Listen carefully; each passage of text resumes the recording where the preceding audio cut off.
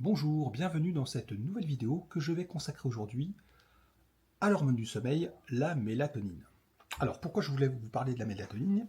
Parce que tout simplement, il s'avère que, au-delà du fait qu'elle peut aider, puisqu'on peut la prendre sous forme de complément alimentaire, je vais vous en parler ultérieurement, elle pourrait aider en fait à lutter contre la prolifération du cancer. On va voir un petit peu tout ça en détail. Alors tout d'abord, qu'est-ce que c'est que la mélatonine? Donc comme je vous l'ai dit, c'est l'hormone du sommeil, hein, on la connaît tous sous ce nom, que notre corps produit de manière naturelle, principalement la nuit, en réponse à l'obscurité. Alors il faut imaginer que quand la lumière du jour diminue, notre corps se met à en fabriquer de plus en plus, ce qui est un signal entre guillemets, un peu comme une horloge biologique pour le corps, pour dire prépare-toi à dormir, prépare-toi au sommeil. Mais on s'est aperçu qu'en fait, la mélatonine avait joué d'autres rôles, notamment au niveau hormonal, et que certains de ces rôles pouvaient apporter des bienfaits contre le cancer. Et donc c'est là que ça devient intéressant. Alors la première chose, c'est que la mélatonine, grâce à son rôle de régulateur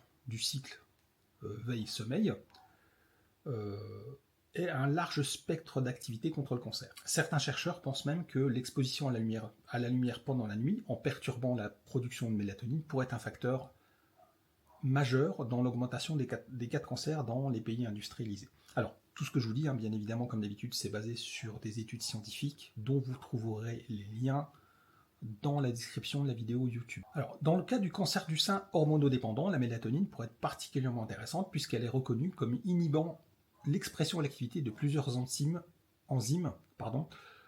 qui sont des facteurs clés dans la formation d'estradiol, une hormone qui peut favoriser la croissance de ce type de cancer.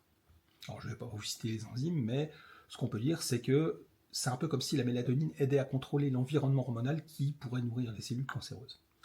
Un autre rôle qu'elle joue, c'est qu'elle va influencer l'insuline, qui est un autre facteur important, puisque l'insuline peut favoriser la croissance du cancer. En d'autres termes, ça veut dire que la mélatonine pourrait diminuer l'absorption du glucose par les cellules cancéreuses, inhiber leur façon de consommer le sucre et même réduire la capacité des cellules à libérer de l'insuline. Donc ça, c'est plutôt intéressant, puisque comme vous le savez, les cellules cancéreuses se nourrissent de glucose. En gros, des bonnes nuits de sommeil et une bonne production de mélatonine pourraient aider à freiner l'activité de l'insuline la nuit, ce qui serait bénéfique contre la progression tumorale.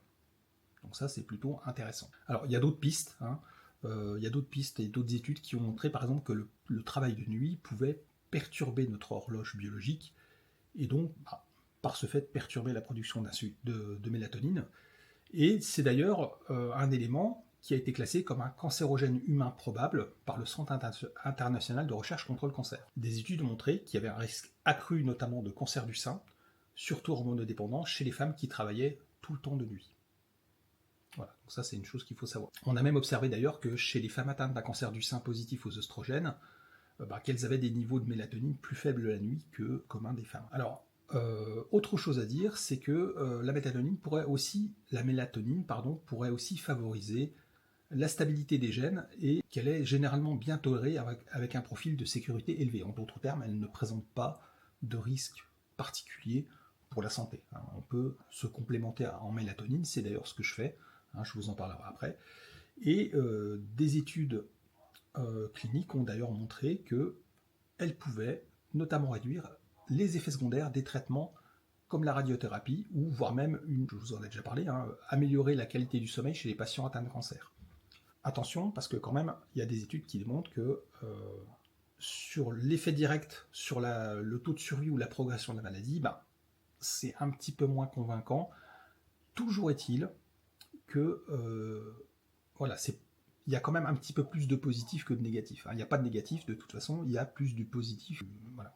Dans le pire des cas, chez certains patients, ça ne fera rien pour lutter contre le cancer, mais de toute façon, ça va améliorer votre qualité de sommeil, et donc ça ne pourra être que bénéfique. Alors, je mets toujours en garde les compléments, comme donc les compléments alimentaires, puisqu'on la trouve sous forme de comprimés, ça je vais vous en parler. C'est pas un traitement contre le cancer, c'est pas un remède miracle, ça va juste être une brique complémentaire que vous allez pouvoir ajouter à votre arsenal pour vous sentir mieux déjà, pour avoir une meilleure qualité de sommeil, et chez certains individus pour limiter l'absorption du glucose par les cellules la nuit. Donc pour moi c'est quelque chose de positif, j'en prends depuis à peu près 15 jours maintenant, parce que j'avais un peu de difficulté à trouver le sommeil avec mon nouveau traitement.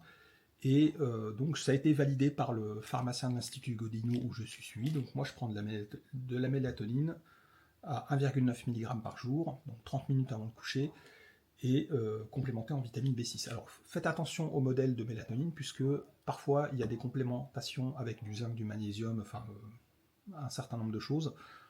Privilégiez la mélatonine pure, donc ça c'est à voir avec votre pharmacien par rapport à votre traitement, puisqu'en fait certains éléments qui peuvent être rajoutés à la mélatonine peuvent perturber éventuellement votre traitement ou vous provoquer des effets secondaires. Donc ça, il faut faire très attention, il faut toujours se réassurer auprès de l'équipe médicale. Alors, à savoir qu'en parlant d'effets secondaires, que la mélatonine peut avoir des effets secondaires chez certaines personnes, et elle est notamment déconseillée chez les femmes enceintes ou allaitantes, chez les personnes atteintes d'épilepsie, d'asthme, de maladies auto-immunes ou de troubles de l'humeur.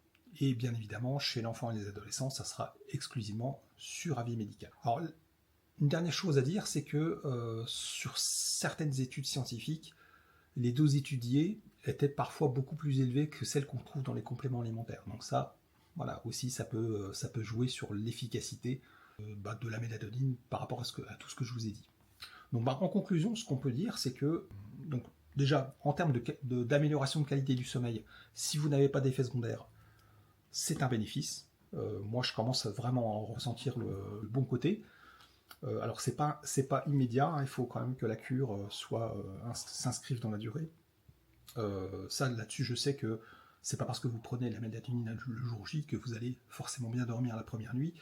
Ça met un petit peu de temps à arriver, mais toujours est-il qu'aujourd'hui j'ai une bien meilleure qualité de sommeil que ce que j'avais il y a 3 semaines, 4 semaines, hein, très clairement. Pour les bienfaits de la mélatonine, en fait, comme je vous ai dit, ça peut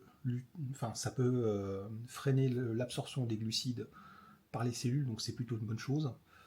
Ça évite de nourrir les cellules cancéreuses la nuit, en d'autres termes, hein, pour résumer, même si c'est pas très clairement établi de manière certaine. En tout cas, les études démontrent que y a un fort potentiel que ce soit le cas pour beaucoup de personnes. Donc ça en reste quand même un complément très intéressant. Je terminerai en vous rappelant que si vous voulez vous complémenter en mélatonine, donc pour la qualité de votre sommeil, parce que je sais que quand on est sous chimio, radiothérapie, immunothérapie, etc., parfois on a beaucoup de mal à dormir. Moi, c'était mon cas fut un temps. Ça peut être super intéressant, parce que ça va améliorer votre qualité de sommeil. Et dans tous les cas, de toute façon, demandez au pharmacien de la clinique ou de l'institut où vous êtes suivi. Alors pourquoi je dis de l'institut? Parce que le pharmacien qui travaille dans une clinique n'a rien à vous vendre. Alors j'ai rien contre les pharmaciens, mais je le rappelle de temps en temps, c'est que parfois ils essaient de nous fourrer un peu dans les pharmacies publiques. Ils essaient parfois de nous refourguer des produits un petit peu plus chers. Donc moi personnellement, je préfère demander au pharmacien de l'institut. Il est là pour ça, pour écouter les patients. Et lui est véritablement spécialisé dans les traitements contre le cancer. Donc ça sera de toute façon positif par rapport à votre demande. Merci de m'avoir écouté. J'espère que cette vidéo vous aura un petit peu éclairé sur la mélatonine. Et n'hésitez pas à poser vos questions ou à échanger à ce sujet si vous-même vous en prenez. Merci de votre écoute et à très bientôt.